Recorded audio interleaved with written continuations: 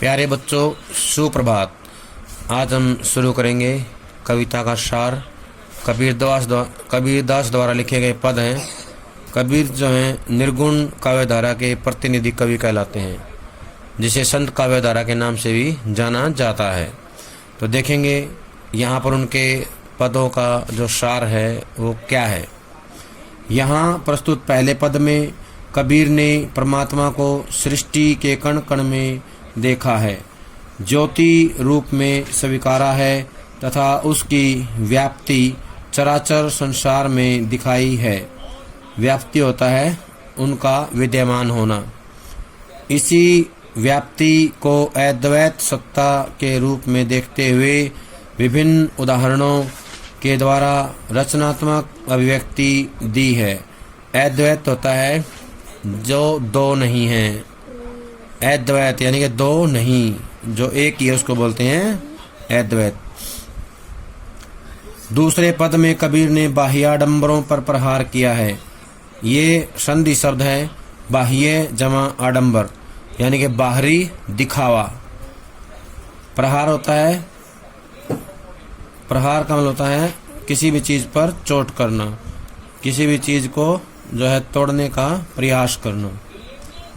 बाह्याडंबरों पर प्रहार किया है। साथ ही यह भी बताया है कि अधिकांश लोग अपने भीतर की ताकत को न पहचान कर अनजाने में अवास्तविक यानी कि जो मिट जाता है, समाप्त हो जाता है, जो वास्तविक नहीं है उसको बोलते हैं अवास्तविक संसार से रिश्ता बना बैठते हैं और वास्तविक संसार से बेखबर रहते हैं। दोनों पद जयदेव सिंह और वासुदेव सिंह द्वारा संकलित संपादित कबीर वाङ्मय खंड 2 से लिए गए हैं। ये जो हैं शब्दों का संग्रह है। खंड 2 इसमें शब्द हैं कबीरदास के। तो ये जो है कबीरदास के दोनों पदों का जो है सार है। अब हम करेंगे जीवन परिचय। कबीरदास, इनका जन्म 1398 वाराणसी के पास लहरतारा तालाब में हुआ, उत्तर प्रदेश में। ये जो लहरतारा तालाब है ये उत्तर प्रदेश में है। रचनाएं हैं बीजक, जिसमें साखी शब्द एवं रमैनी संकलित हैं। सन 1518 में बस्ती के निकट मगहर में इनका निधन हो गया। कबीर भक्ति काल की निर्गुण धारा के प्रतिनिधि कवि हैं, जिसे ज्ञानाश्री या संत काव्यधारा के नाम से भी जानते हैं।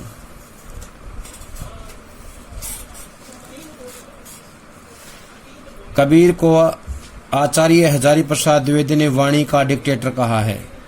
वाणी का डिक्टेटर कहा है। कबीरदास पढ़े लिखे नहीं थे। उन्होंने कहा है, मसी कागज छुयो नहीं, कलम गही नहीं हाथ। मसी कागज छुयो नहीं, कलम गही नहीं हाथ। ये जो लाइन है ये बताती है कि कबीरदास जो हैं अनपढ़ थे। उन्होंने कलम को नहीं छुआ था, पढ़ाई नहीं करी थी। काशी का जुलाहा उनको कहा जाता है। काशी का जुलाहा, जुलाहा समाज से उनका संबंध जो है माना जाता है। जो वाराणसी है इसका प्राचीन नाम काशी था। वाराणसी को प्राचीन काल में काशी कहा जाता था। इससे जुड़े प्रश्न देखें। प्रश्न पूछा जाएगा, कबीर का जन्म कब हुआ? तो बताएंगे 1398 में, सन 1398।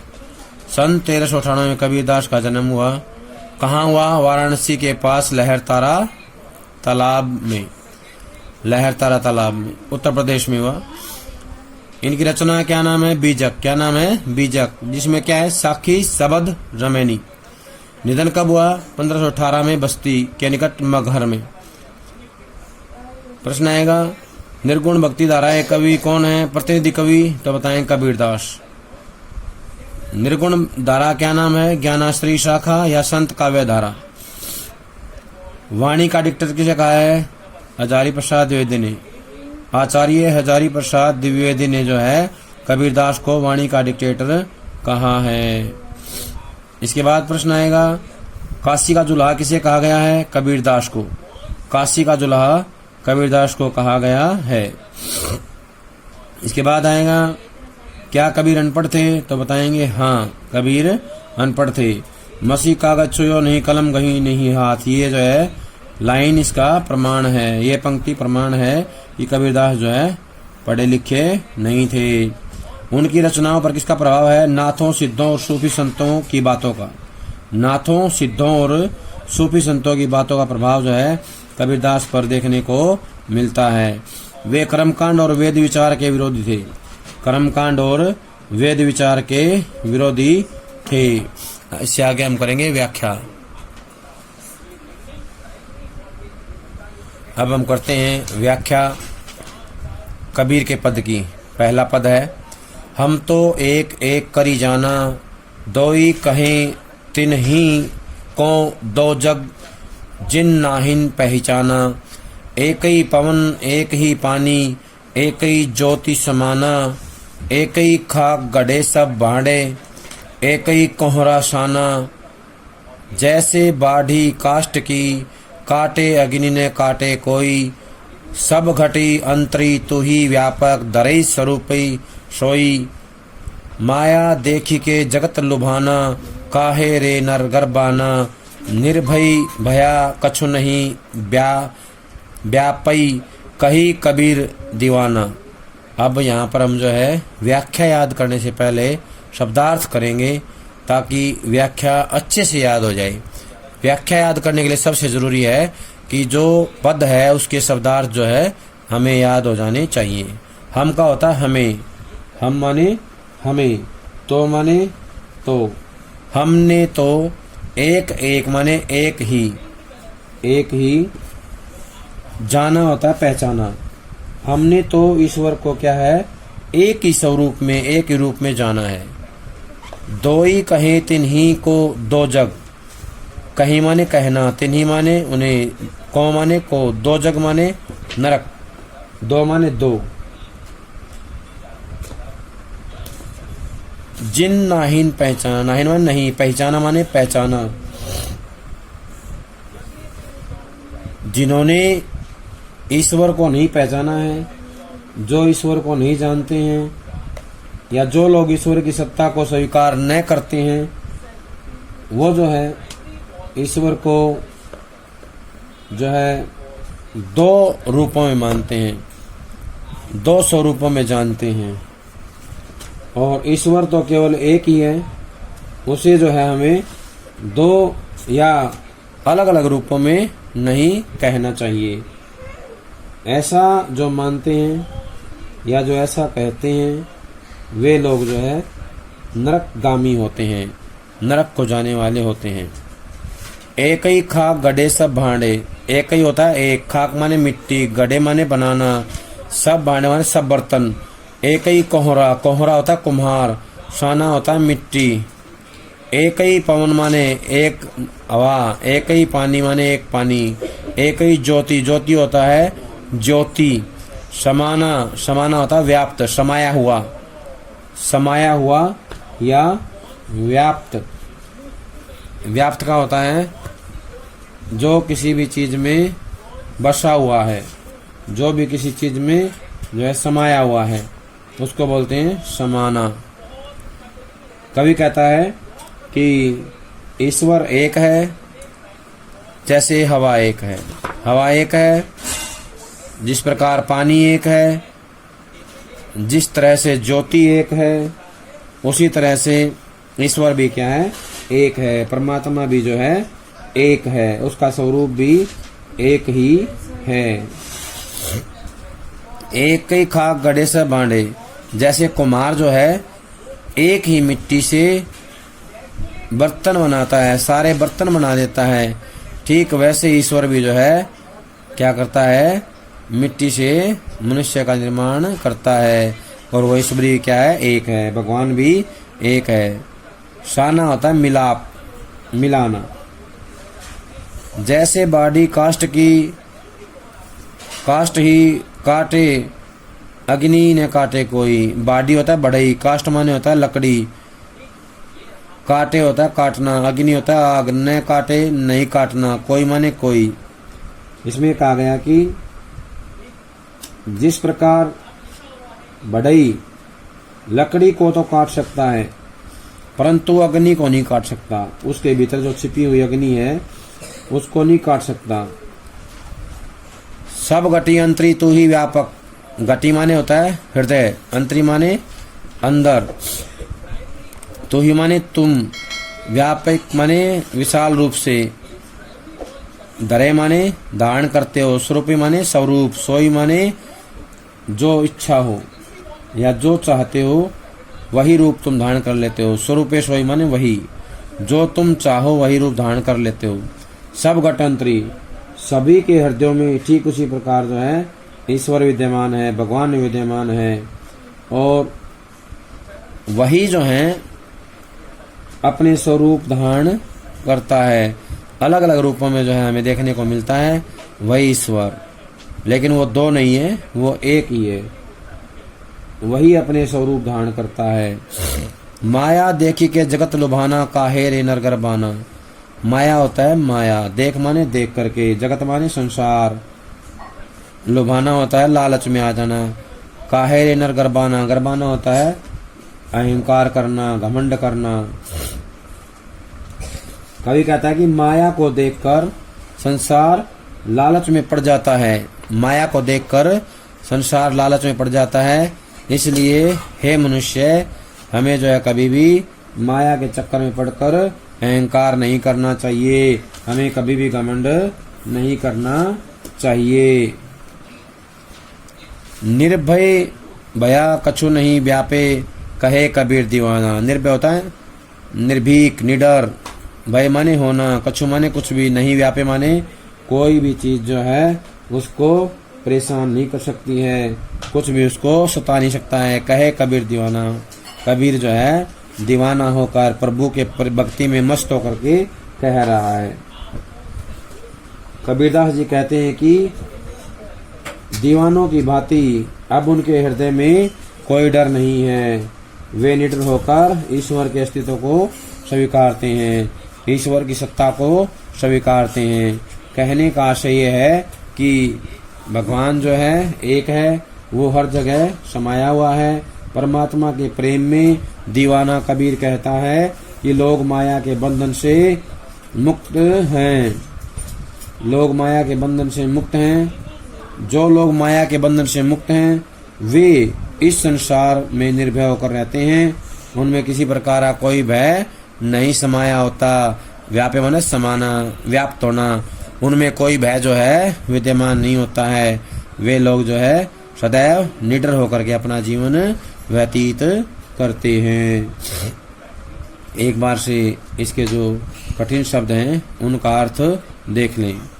एक एक करी माने होता है परमात्मा एक है, हमने उसे एक ही रूप में समझा है, जाना है। एक एक करी माने एक एक रूप में परमात्मा एक है और हमने उसे एक ही समझा है या समझ कर जाना है, पहचाना है। इसके बाद में दोई, दोई होता है दो, तीन ही माने होता है उन्होंने, दो जग होता है नरक, दोई होता है दो, दो जग होता है नरक। नहीं माने नहीं, पहचाना माने पहचाना, तीन ही माने उनको।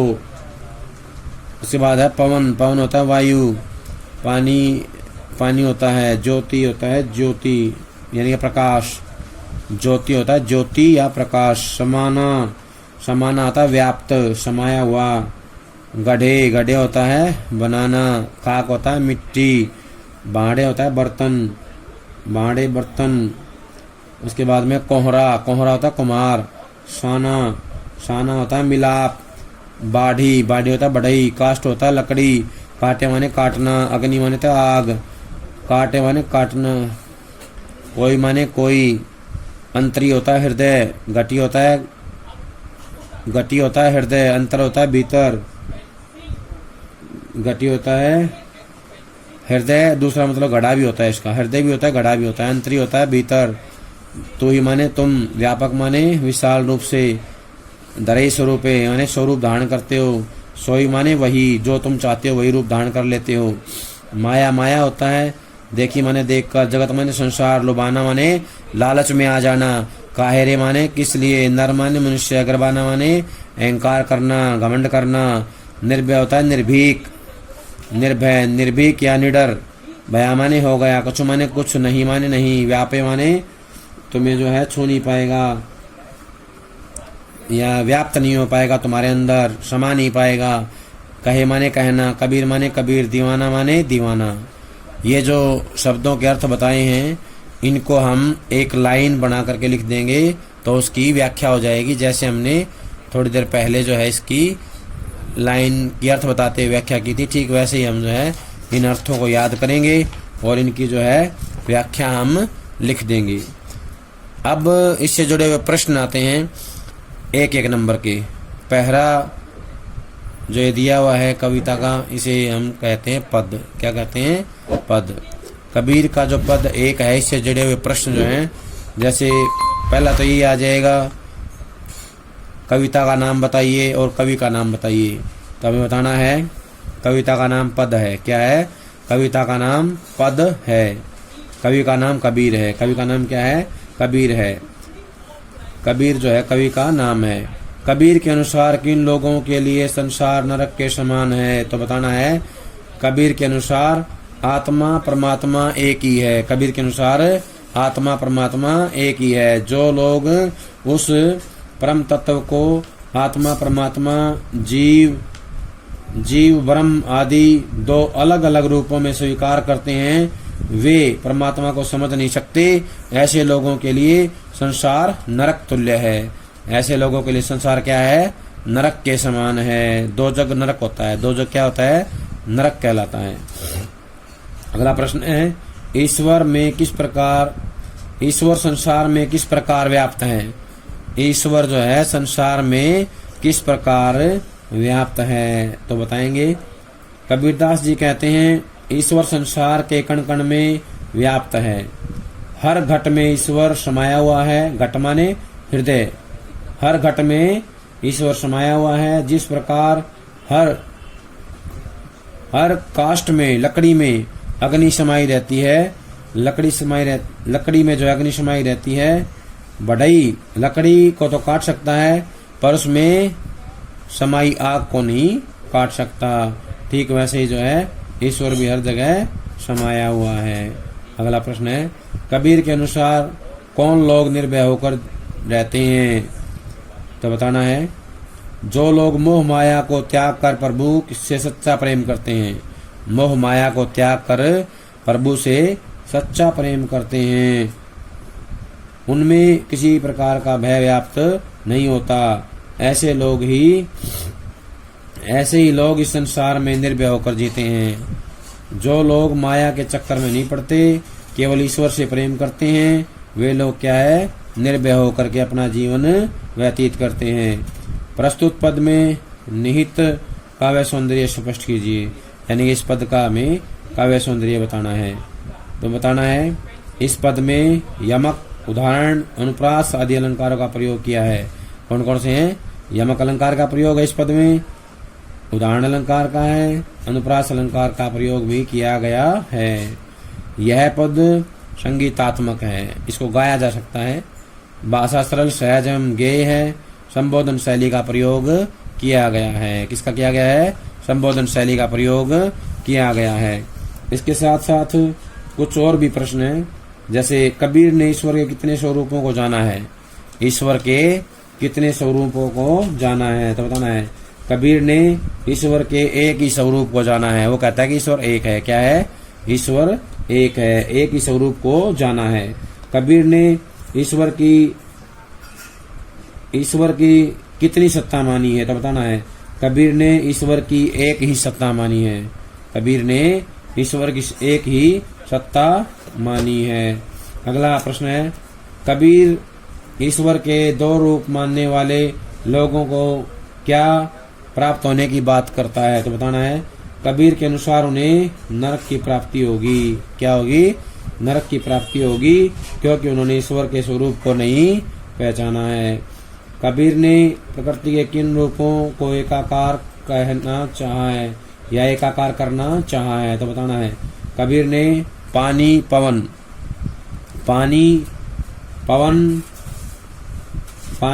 पवन को एकाकार करना चाहा है। पानी और जो पवन है उनको क्या है? एकाकार करना चाहा है। कबीर के अनुसार सभी जीव कहाँ जाकर इकट्ठा होते हैं, तो बताना है।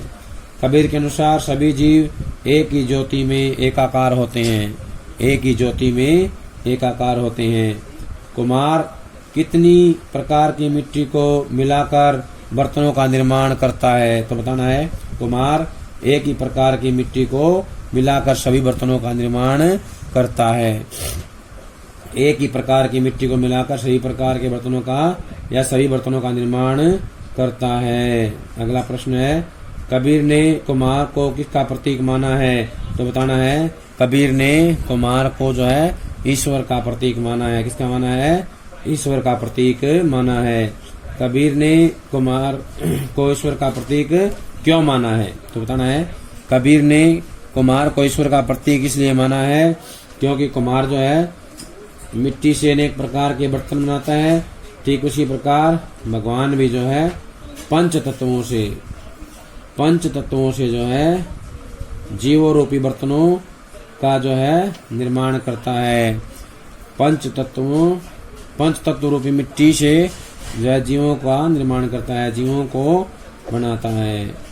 कबीर के अनुसार ईश्वर कहाँ कहाँ विद्यमान है, तो बताना है। ईश्वर जो है कण कण में विद्यमान है। कहाँ विद्यमान है? कण कण में विद्यमान है, हर जगह विद्यमान है। अगला प्रश्न है, कबीर के अनुसार किसे देख करके संसार लालच में पड़ जाता है? माया को देख करके। माया को देख करके सारा संसार लालच में पड़ जाता है। कबीर ने लकड़ी और अग्नि के विषय में क्या कहा है, तो बताना है। कबीर ने कहा है कि बढ़ई लकड़ी को तो काट सकता है, लेकिन लकड़ी के अंदर जो अग्नि है, अग्नि को कोई नहीं काट सकता। मानव शरीर का निर्माण किन पंच तत्वों से हुआ है, तो बताना है। मानव शरीर का निर्माण जो है धरती, आकाश, पानी, वायु और अग्नि को मिलाकर हुआ है। धरती, आकाश, पानी, वायु और अग्नि को मिलाकर जो है मानव शरीर का निर्माण हुआ है। कबीर ने स्वयं को दीवाना क्यों कहा है, तो बताना है। कबीर ने स्वयं को दीवाना इसलिए कहा है क्योंकि उसके मन में मोह माया संबंधी कोई डर नहीं है। मोह माया संबंधी कोई डर नहीं है। माया देख के जगत लुभाना, काहे रे नरगर बाना। पंक्ति का आशय स्पष्ट कीजिए, तो बताना है। प्रस्तुत पंक्ति में संत कबीर दास कहते हैं कि माया को देखकर संसार लालच में पड़ जाता है। हे मानव, तो इस मोह माया के भेद में पड़कर क्यों गर्व करता है, क्यों घमंड करता है। प्रस्तुत अवतरण से हमें क्या संदेश मिलता है, तो बताना है। प्रस्तुत अवतरण से हमें संदेश मिलता है कि ईश्वर एक है और वह कण कण में समाया है, उसकी सार्वभौम सत्ता है। नीत अवतरण का काव्य सौंदर्य बताइए, यानी काव्य सौंदर्य बताना है। तो इसमें बताना है कि कबीर ने ईश्वर की सर्वव्यापकता का वर्णन करते हुए उसके ज्योति स्वरूप को स्वीकार किया है, यानी कि ज्योति के रूप में ईश्वर को माना है। अनुप्रास, रूपक तथा पुनरुक्ति प्रकाश अलंकारों का भी प्रयोग किया गया है। कुम्हार को ईश्वर के प्रतीक के रूप में जो है मान करके तथा बर्तनों को जीवों के प्रतीक के रूप में माना गया है। इसमें शांत रस का प्रयोग किया गया है, प्रसाद गुण विद्यमान है, सदुक्कड़ी भाषा का प्रयोग किया गया है, भाषा सरल व सहज है। भाषा सरल व सहज है। अब हम करेंगे अगले पद की व्याख्या। तब तक इस पद की व्याख्या को याद कर लें और इससे जुड़े हुए जो प्रश्न करवाए हैं उनको पक्का कर लें। हम अगला पद करेंगे, उससे पहले सारा काम सभी अच्छे से याद कर लें, पढ़ लें, लिख लें। सभी का बहुत बहुत धन्यवाद।